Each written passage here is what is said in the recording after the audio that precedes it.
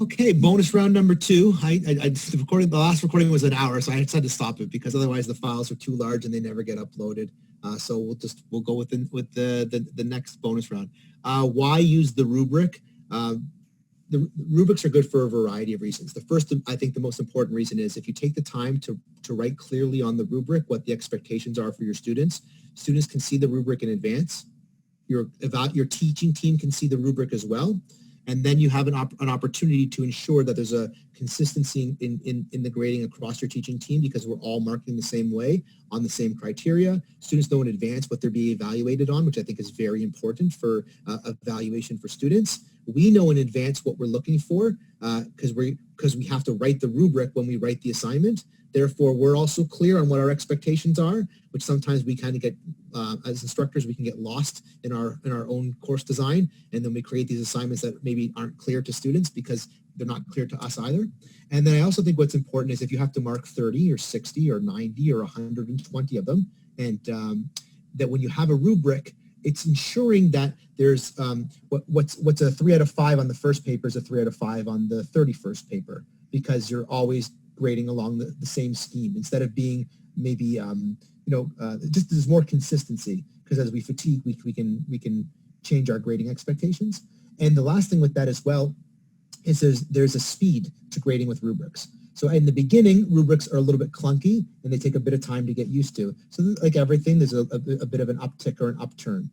But once you use them a few times, so by the paper number 3 or paper number 4, by PowerPoint number 3 or PowerPoint number 4, you start to move fairly quickly through your rubrics. And as you move quickly through your rubrics, what you'll find is the time that's required to grade goes down.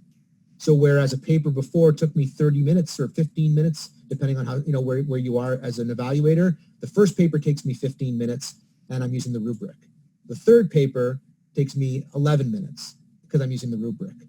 The 23rd paper takes me 7 minutes because I'm reading the paper. As I'm reading the paper, I'm not having to mark up a million different comments. I'm just checking a box, checking a box, checking a box, checking a box. I put a few comments in the side. The comments are consistent. The grade is consistent, and I can move as I grade. For our QP1s, this is a big deal because if we can teach them how to evaluate with rubrics, we can lighten their workload because they'll become more efficient as graders, and that will allow them the opportunity to sort of not get caught in a work overload because this particular assignment took them 43 hours to grade because each assignment took over an hour because there were so many components to it. And as they kept going through it and reading it over and then they keep rereading it, but if you have a nice rubric in the beginning that's clear to the students that goes with the assignment, and then your teaching team, then it's great. I open up the PowerPoint. I know that Professor Lori Dunakun wants these 5 things. I know it because on the rubric it says that these are the 5 things I'm looking for. Like your rubric should be a little more specific than my general one in the last video.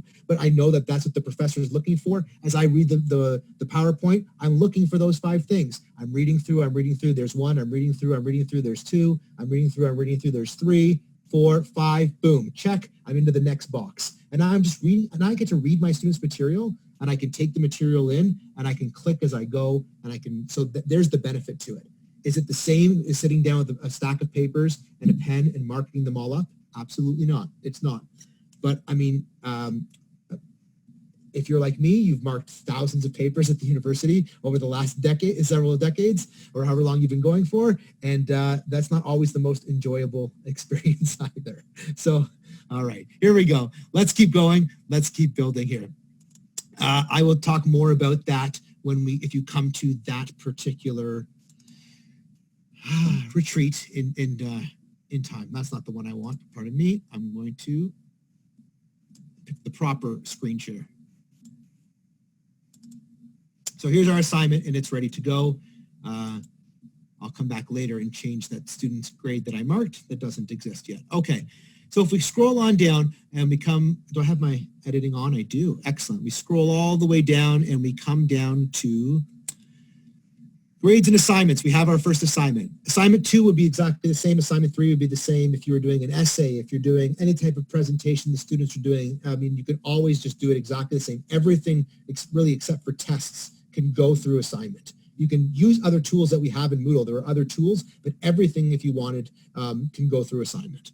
Okay, and then it populates into gradebook directly for us. You might want your essay to go through Turnitin. I can't go in detail on through Turnitin right now with you, but I can show you just the basics of Turnitin. Once you've created an assignment and you come inside, this is kind of how it looks. Okay, and then if your TAs are enrolled with you have Turnitin if you have Turnitin tutors for their tutorials, they will show here as well too. And then you have your Turnitin students. Okay, but how do I set up my Turnitin assignment? I have to adjust all of these components: the start date, the end date, the post date, the marks available, and it's largely exactly the same as setting up a regular assignment. So if I go back to grades and assignments, and I scroll down to add an activity or resource, and I scroll down here, I'm going to see Turnitin. Turnitin. I click Turnitin. I click add. And this is going to be first essay. And I might, again, the same thing. I'll take the information from the essay and I will post it. I will post it in this box. So I'm just trying to make space so I can grab it off. I'll post the information here. So the info goes here, just like we did last time. I'm not going to go through it all again. You copy it from your syllabus and paste it here, right? Copy from syllabus and paste. You may record audio. Like last time we recorded audio. We recorded audio here. And we explained to our students what the assignment was about and how it was. And then we attached the audio and it went here. And then we even said, see attached. We gave students the opportunity to see attached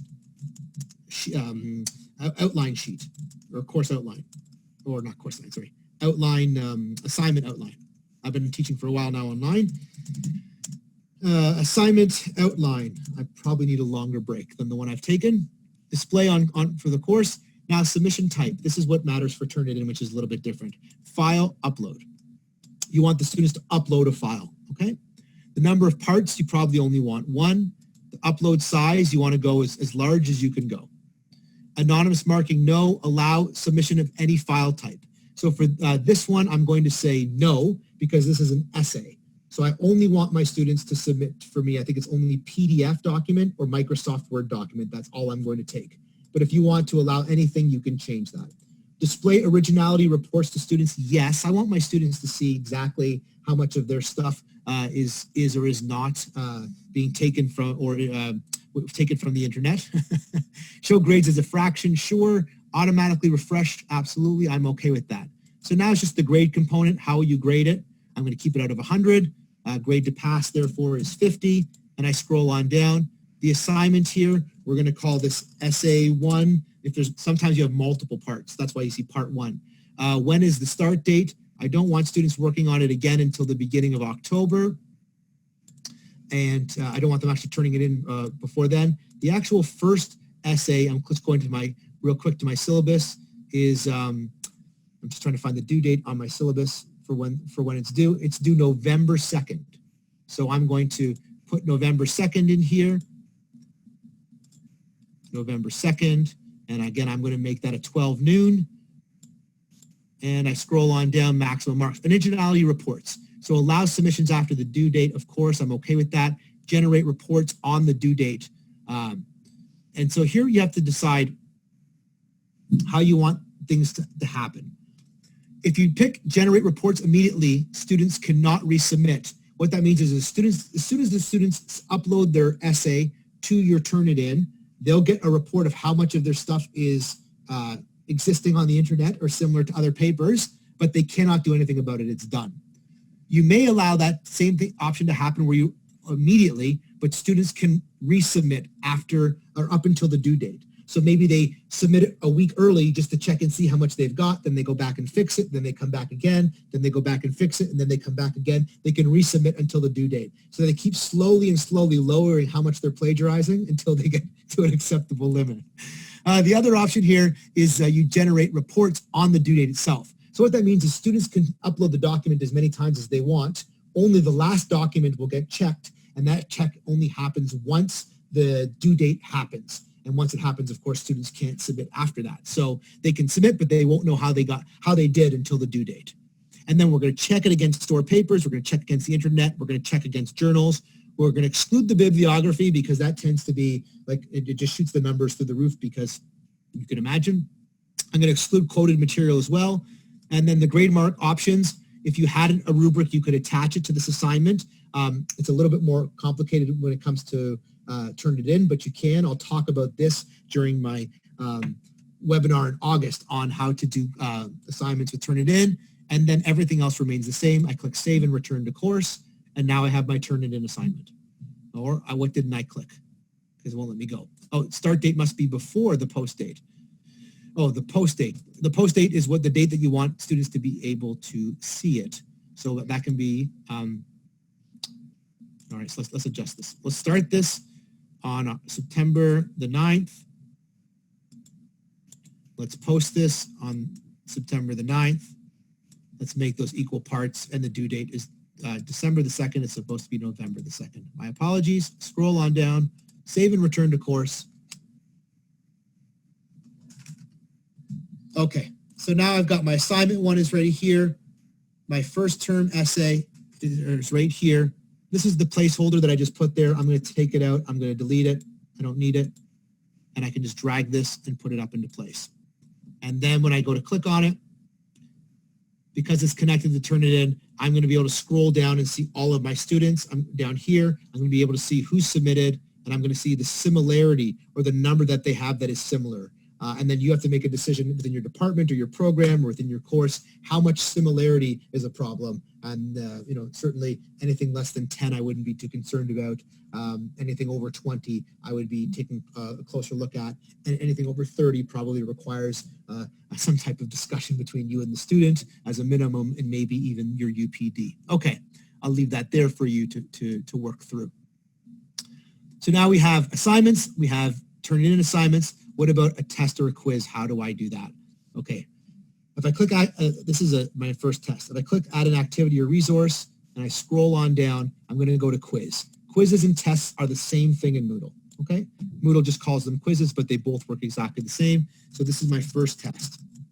And then here I would put the information for the students on the first test. I take this from the syllabus, just like last time, and I paste it in. I might record a piece of audio that tells my students about the test itself. The test is on this date. This is how it's going to work. This is the book you're allowed to use if you're allowed to have it open, whatever it may be.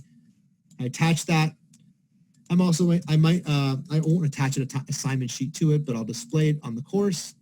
This description will get displayed. And now comes timing. I'm going to open the quiz on whatever day I open it. I'm going to close it on whatever day I close it. Two things can happen here. The first is you can open the quiz on Monday, close the quiz on Friday type of thing, give the students all week at their own time to come in.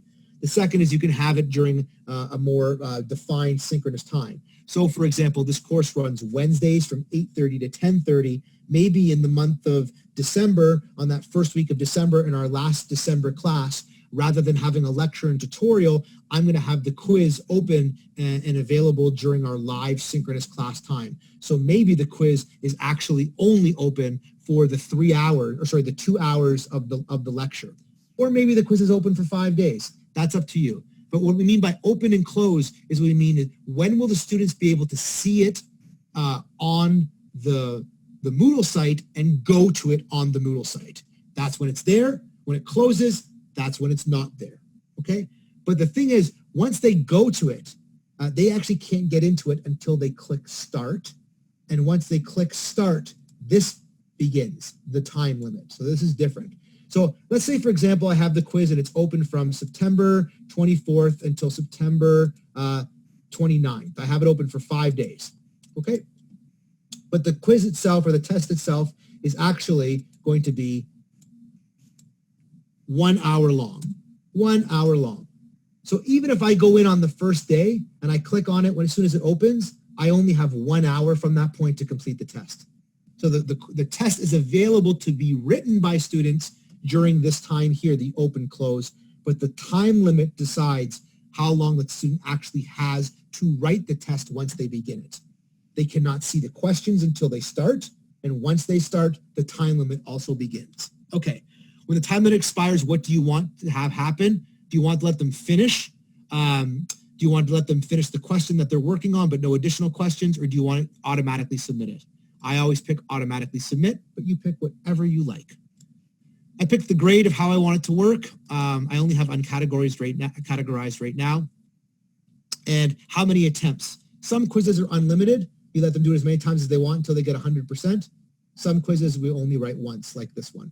And the grade that's going to be required to pass is going to end up being, I think, 50%. Layout. I want a new page for every question. I want a new page for every 2 questions, 5 questions, 10 questions. How many questions do you want on each page? I'm going to put a new page on every question. Show more. Navigation method. Sequential. Question behavior. Do I want to shuffle within the questions? You may want there to be so for example, see here, if the student has, if you have multiple choice questions, if you shuffle within the questions, what you'll have is different A, B, C's, and D's. So student 1 and student 2 might both be writing at the same time. They both be writing the same question, but the question that they're writing, A, B, C, and D will be different. They'll just be in a different order, okay? And then the type of feedback that we want deferred feedback, okay? Because we don't want the feedback to come until later. Review options. This is the tricky part here. You really have to turn all of this off. So I'm just turning it all off, okay? Because if you leave this on, that means the student who writes the test on the first day is going to get all the feedback, even while the quiz is still open, and we don't want that. We want no one to get any feedback until the quiz is closed. And then they should be able to go back and see their attempt and whether or not they got it correct and if they got marks. And if you give specific or general feedback, you can have that on, or overall feedback, you can. If you want to show them the right answer, you can. But certainly they should be able to see themselves, but not until after the quiz is closed. So please, please, please turn all of this off from review options. Appearance, this isn't really that important. Extra restrictions on attempts. This is where you have, where you can adjust, excuse me, you can adjust for students who have accommodations. And there's information on how to do that on the Going Digital website and on the Teaching Commons website. And we'll scroll down and we'll return to course. So now my basic quiz or my test is established, the first part of it, right? Here's my first test. It has all of those, all of those same things. When I click on it, what you see is attempts allowed, when it's opened, when it closed, it tells the student how long they have, but there's also no questions have been added yet because I haven't populated the quiz. So to do that, I click Edit Quiz, okay? And then when I come into Edit Quiz as the instructor, I get to set the maximum grade. I have it at 100. You can set it to whatever you like. And I'm going to add a question. Once I create questions, I'll end up having a question bank, but right now I don't have one. So I'm going to click Add a New Question, and then here are my options for adding new questions. There are a whole variety of them. And there is on Moodle, in the help section, information on how to create all of these questions. So I'm not going to spend a lot of time. What I'll simply tell you is a multiple choice tend to be the ones that are used most often. If you click Add Multiple Choice, every question has to get a name. So don't just put MC1 because you'll never be able to find it later. Actually name it is. So maybe my first question is talking about gods in Greece. Okay. And so then what's my question itself? Here I type the question. So I type the question, you know, and it might say Zeus is actually, Zeus is commonly referred to as, and then I might have blank, right? And then I scroll on down, and students are only going to select one answer, okay? The choices are going to be A, B, C, and D, and then here I'm going to add the answers. So I don't actually know what Zeus is commonly referred to as, but let's say this is going to be the correct answer. Zeus is commonly referred to as this information, okay? I'm going to, where it says grade, I'm going to put 100% because that's the correct answer. And now choice 2 might be, whatever else Zeus is referred to as, and I'm going to take that and I'm going to scroll down and I want to make that none. Okay, grade number 3, none. Number 4, none. And number 5, Don't put all of the above or none of the above in a multiple choice quest online because you might be changing the ABCs and Ds. So you would put all of the named choices, right? And then I would, once I'm ready to go, the correct response says your answer is incorrect. Incorrect response, your answer is incorrect. Perfect. I don't allow multiple tries, so I don't worry about that. I click Save and Changes. And now here's my question, and it's ready. And it's ready to go now into the quiz itself. How much is this question worth? I have it worth 1, but maybe it's worth maybe my quiz instead of being 100 is out of 20, and I'm going to put that right there. Perfect. And now I'm going to add another question, and so this question might be another multiple choice, and it goes exactly the same way. There's a variety of other things that you can do here, which are really cool, which I encourage you to play with, like drag and drop text onto an image. So you can actually put an image up and have blank spaces on the image, and you can pick the answers, and they'll be along the bottom, and the student has to click the text and drag it and drop it onto the image. You can also do matching and all types of other things for sort of like this top section. Okay? Select missing words, etc. True and false. These are your fun ones for that. Then once you have those, you have short answer and you have essay. So the tip that I will use is if I'm actually using a short answer question on my test, or I want the students to write maybe 1 paragraph to 2 paragraph, I still create an essay question because the short answer question requires specific feedback where it checks for, where it's checking for the exact wording of the student answer. And I find in LAPS, at least in my work in humanities, that it has to be a little more open than that. So instead, I just created an essay question. I call this maybe short answer on, again, Zeus is the only name I can think of right off the top of my head. And then I would say, explain Zeus's experience, and I have no idea what the experiences might be, but experience when, and then whatever, I finish the rest of the question here. The default mark for this might be worth 5. Let's say, and then I scroll on down. I give the student how many lines I want them to answer it with. So maybe 30 lines is certainly more than enough. If I want to have them attach, you could have them, but I don't want to use that here. And then don't need anything else here. I just click Save Changes. And now this is what, even though I built it as an essay, it's actually a short answer. And then I continue to add until I have all the questions that I want. I can adjust the grading that I want, and then the maximum grade should add it up, or I should adjust the maximum grade. The order that the questions are on over here is the order the students will see them in. The only way this changes is if you click Shuffle. If you click Shuffle here, now the students will receive the questions in a randomized order as well. I don't normally do that, but some instructors like to. Okay, I go back to graded assignments. I've now built my pardon me, I'm scrolling down. I've now built my first test right here. It has all the information. When the students go in, they won't be able to take it yet because it's not available to them. This quiz is not available until September the 24th, but I can preview the quiz right now because I'm the instructor. It tells me I have 1 hour when you start. It can't be paused. You must finish your attempt before it expires. You sure you want to start now? I click yes. I start my attempt, and here's what it looks like. Type the question. Yes, right. That's reminding you to type the question. Zeus is commonly referred to as which one of these? I know this is the correct choice because I wrote correct in it. Okay.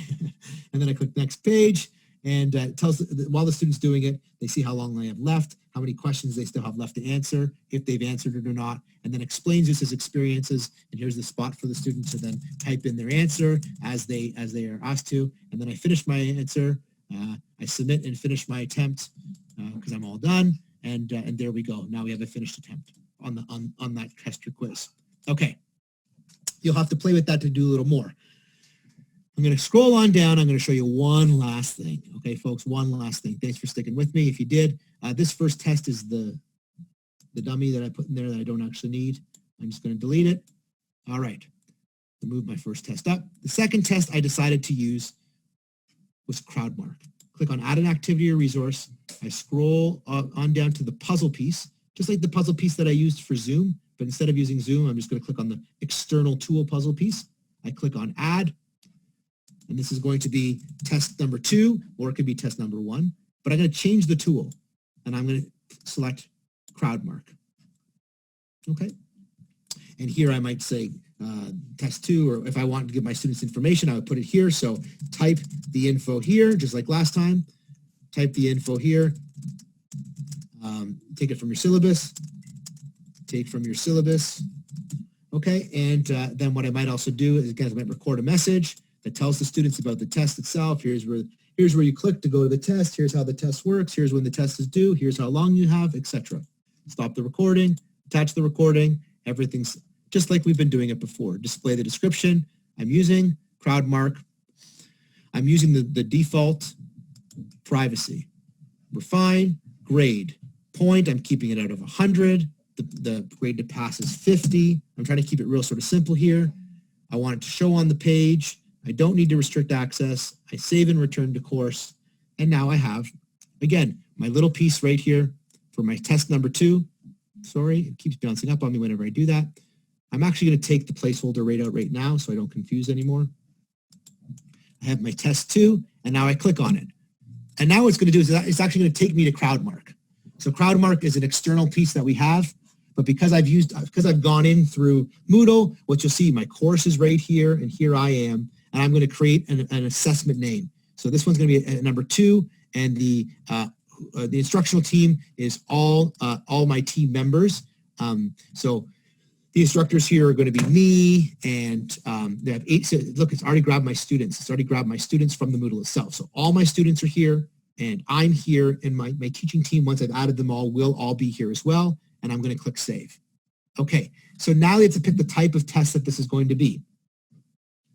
We're not doing administered because we're not in person. We're doing assigned. So I'm going to click on Assigned, and what's happened is the students are going to be emailed, okay, and then they're going to create their answers, and then they're going to basically submit digitally their answers. And I click on Next. This is a different way to do a test that you might be interested in. Or not, it's an extension. If you want to just use the quiz that I just showed you, that's great. That's fine too. So when's the date? So this is not till next year. This is, I think it's in like March. Let's pretend it's March 25th, and it's due March 25th, 11:59. Is there a lateness penalty? What's their lateness penalty? And is it per day, per hour, per minute? I mean, you'll decide that. And is it a timed assessment? Students must submit within a period of time before the due date. Or is it a group assessment? Allow them to form groups in advance and work on it. This is going to be a timed assessment. How much time will the students have to complete the assessment? I think we're working within 2 hours is what we did last time, didn't we? Or did 1 hour? 60 minutes? And I click Next. And now what we have our questions.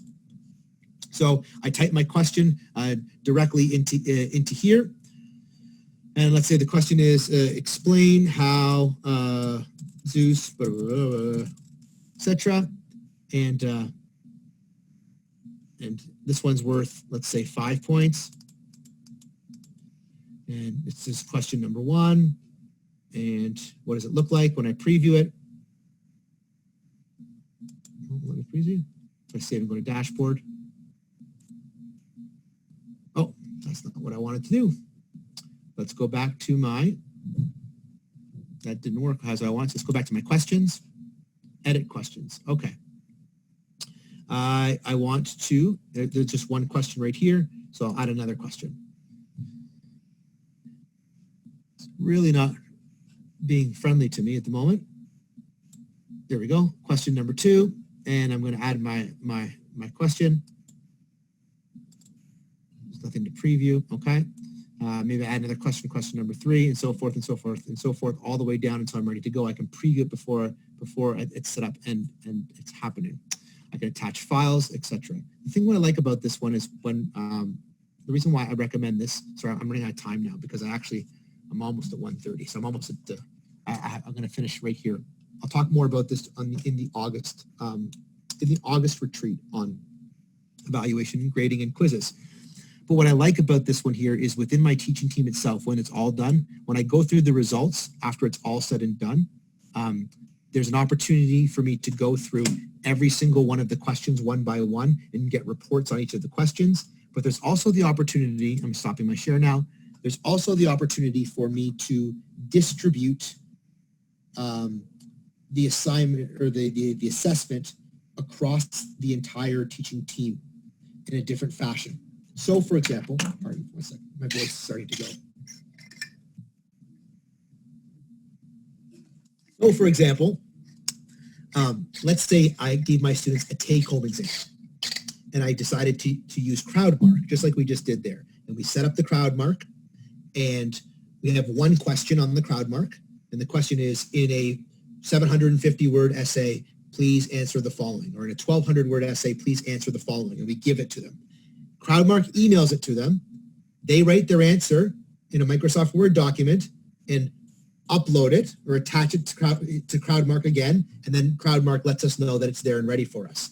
As instructor, as a course director, when I go into CrowdMark now and I have all these uploaded take-home exams, which are essays, this would have been very nice to have had in April for many of us, okay? That I can go through and I can say, okay, this instructor gets this student, this instructor gets this student, this instructor gets this student, just as I would using the workflow that I showed you how to do in Moodle. But here's another thing that we can do. Let's say the take-home exam has two questions. Question one is, in a 500-word essay, answer this. Question two is, in a 500-word essay, answer that.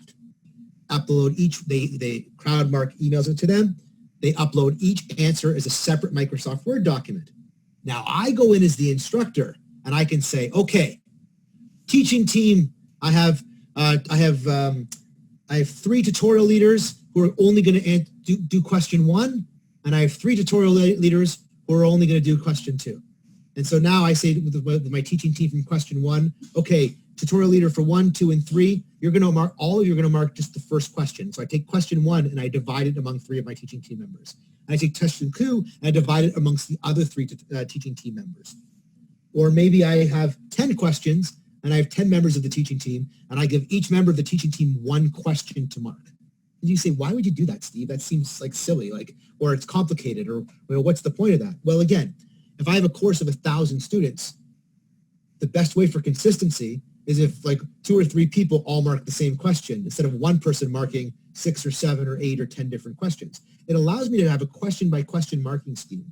Also, if I have QP1s, again, this limits the workload for marking. If I ask them to mark 3 short answer questions in an essay, like often our exams have traditional exams or whatever, 20 multiple choice and 3 short answer and 5 glossary terms and an essay. I mean, that's long for a QP1 to go through and mark all of that. But if all of a sudden I say, okay, I'm going to mark the essays because I'm the course director, and my QP1s, this one's going to do glossary, and this one's going to do short answer, and this one's going to do short answer 2, and this one's going to do short answer 3. It's less marking for each individual person, and they get better at the marking as they go.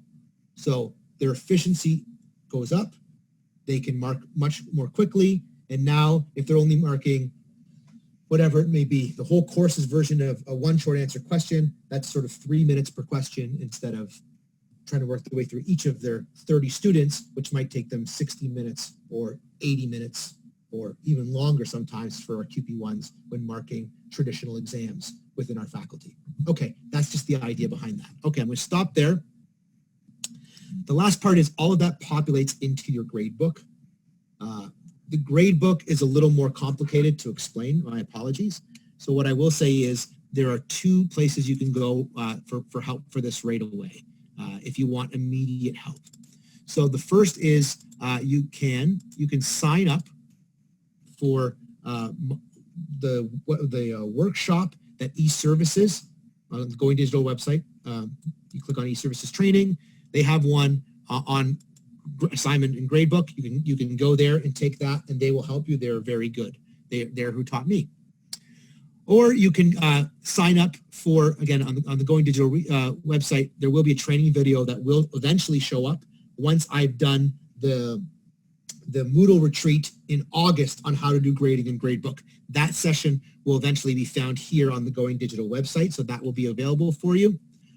Or again, on our Going Digital website, if we scroll on down to Teaching with Moodle, and we scroll on down to setting up the gradebook, and we click on that, here's a step-by-step guide for setting up your gradebook, okay? And that will help you get yourself in and get you set up. The only thing I want to just say real quick, and they explained it in there so you don't have to worry, but I'm just going to say explicitly so I can help you with this, is that when it comes to setting the grade aggregation, okay, that the default is simple weighted mean of grades, okay? But what you want to do most likely is change that to weighted mean of grades. Okay, so the default is simple weighted. You probably want to change that to weighted. And it shows you how to do it here, so you don't have to worry step by step.